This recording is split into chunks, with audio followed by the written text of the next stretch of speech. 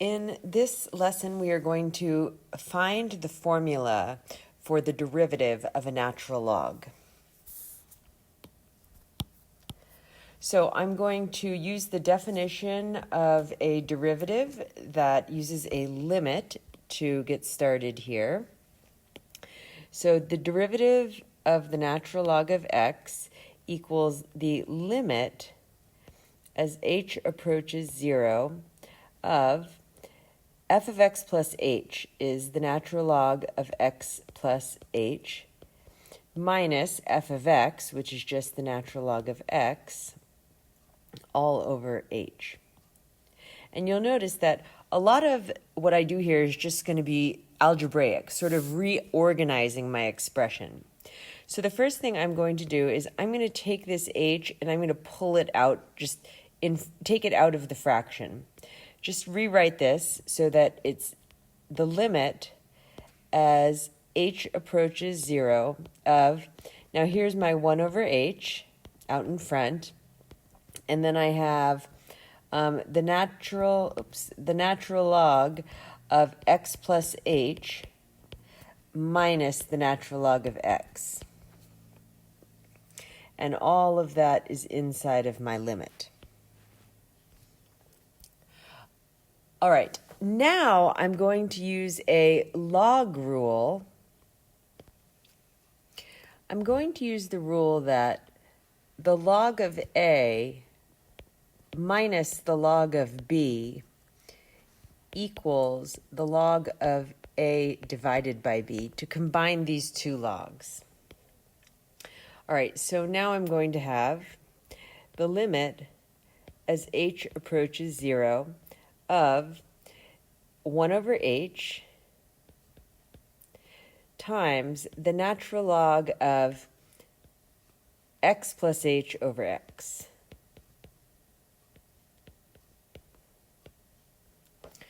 And then I'm going to rewrite x plus h over x by splitting this fraction into two separate terms. So now I have the limit as h approaches 0 of 1 over h times the natural log of 1 plus h over x. Okay, so let's keep this separated here. All right, now I'm going to continue to manipulate this. So I'm going to rewrite a few things here. So first of all, I'm going to use the log rule that I can move this coefficient and make it an exponent of the argument of the log. And that rule is that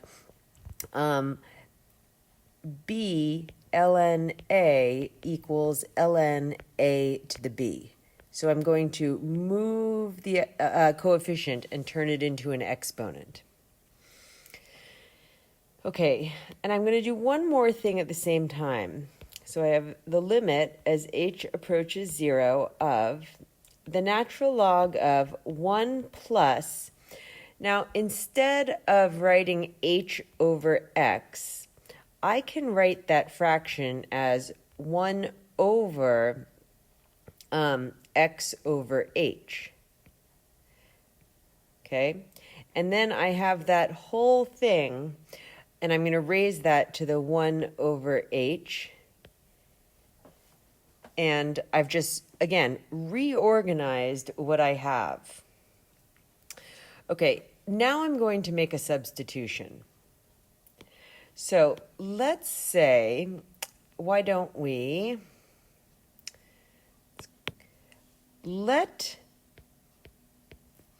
I'm going to get rid of my h's and replace my h's with, I'm going to use n. Let's let n equal x over h.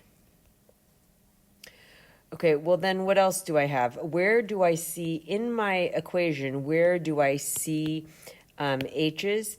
I have an h down here, which I'm going to replace with n. I have a 1 over h here, which I need to replace. And I also have an h as my the variable of my target value for the limit. So I'm going to replace all of those. 1 over h, to get 1 over h by itself, I'm going to multiply the x over to the other side. So 1 over h is going, oh, my n's and my h's are starting to look alike. I'll put a little tail on my h's. 1 over h is n times 1 over x. And then also, when I look at this expression here, as h approaches 0, as long as x is not equal to 0, n is approaching infinity. And that's okay, because remember, our original problem is about the natural log of x. Go back up here to our original, what are we taking the derivative of? The natural log of x. And we can't have 0 in there. That can't be 0, or x can't be 0, so this isn't a problem for us. So now I'm going to make all of my replacements, and I wind up with the limit as n approaches infinity of the natural log of 1 plus 1 over n to the n times 1 over x in the exponent. Now, we can think of that exponent as those two exponents. Let's sort of think about separating them. So imagine I have the natural log of 1 plus 1 over n to the n, and then, oops, I've got my parentheses in the wrong place here. Let's back this up just a second.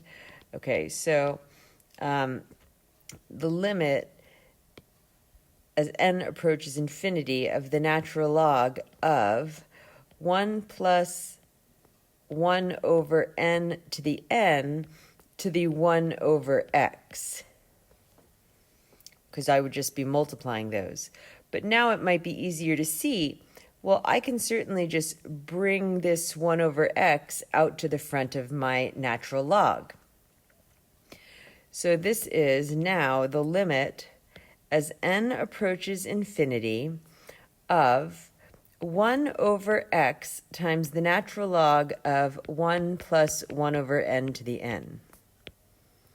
Now, in this case, remember, because it's the limit as n approaches infinity, in this case, this is being treated as a constant. And remember, we already know x can't be 0 because you can't have the natural log of 0. So I could actually just take the x all the way out and call this 1 over x times the limit as n approaches infinity of the natural log of 1 plus 1 over n to the n. And then, hopefully you remember that the limit of a function is the function of the limit. So let's move this around and make it the natural log of the limit. And I get the natural log, 1 over x times the natural log of the limit as n approaches infinity of 1 plus 1 over n to the n. And hopefully now you can see where this is going, because you have learned in the past that the limit as n approaches infinity of 1 plus 1 over n to the n, well, that is one of the definitions of E. So we now have 1 over x times the natural log of E. And of course we know that the natural log of E is 1, and we get 1 over x. So basically, again, let's recap. What did we prove? We proved that the derivative with respect to x of the natural log of x, and I'll put absolute value signs there as is customary because you cannot take the natural log of a negative number, equals 1 over x.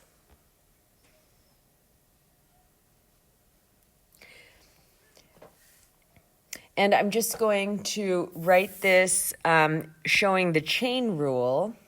So we have that the derivative of the natural log of u, actually let's start this by saying let u be a function of x, would be 1 over u times du dx. Okay, so let's do a few problems to show how to use our new derivative formula, the derivative of a natural log function.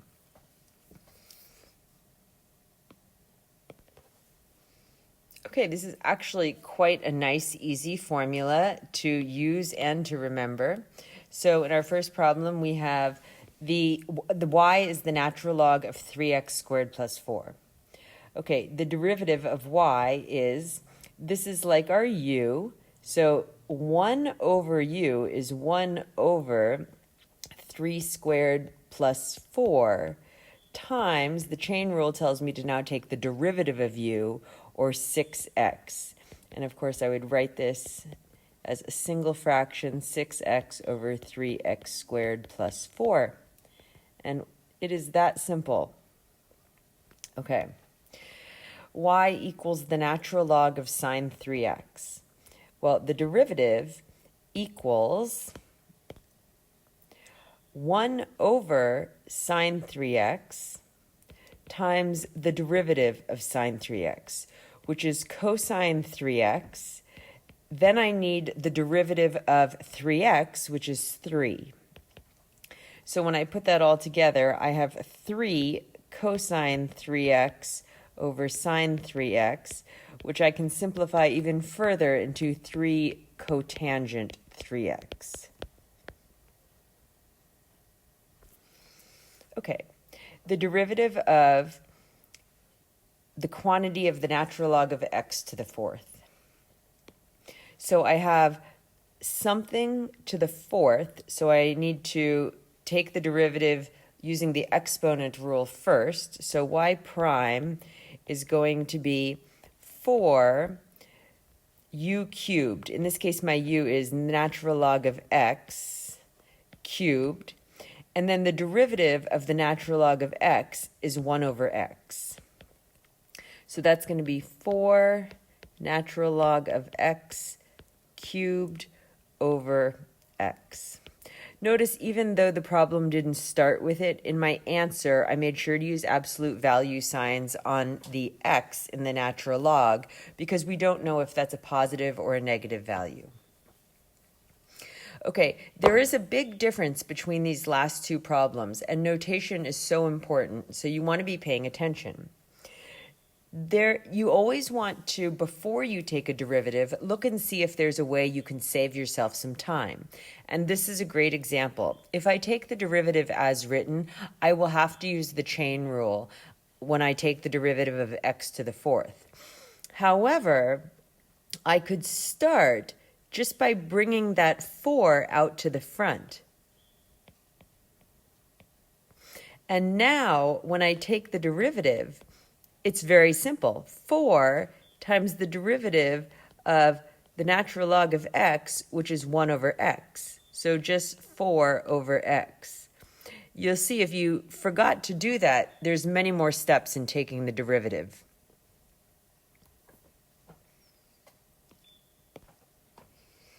Okay, just a few more examples here. So f of x is 5 ln sine x. 5 is just a scalar, a multiplier. I just can leave it in front while I'm taking the derivative. So it's going to be 5 times the derivative of the natural log of the sine of x is 1 over the sine of x times the derivative of the sine of x, which is cosine x. And again, I can simplify this to 5 cotangent x.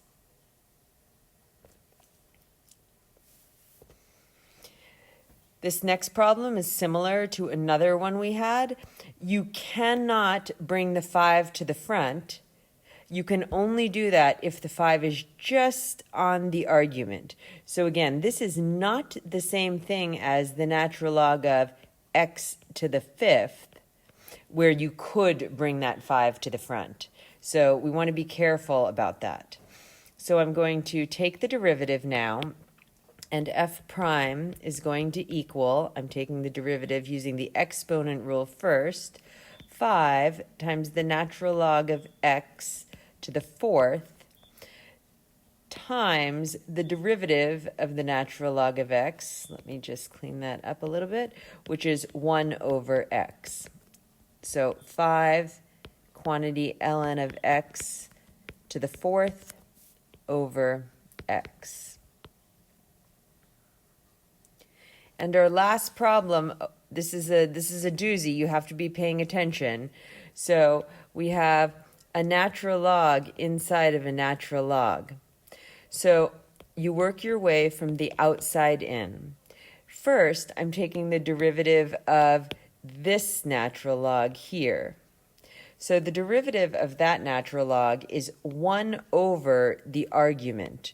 So that's 1 over this business here, 1 over the natural log of x. Now I need to take the derivative of this. So now what's the derivative of the natural log of x? That's just 1 over x. And I'm going to write this with the x in front, so there's no confusion that it's in the log. It is not. And so I don't have to worry about absolute value signs on that part of the answer.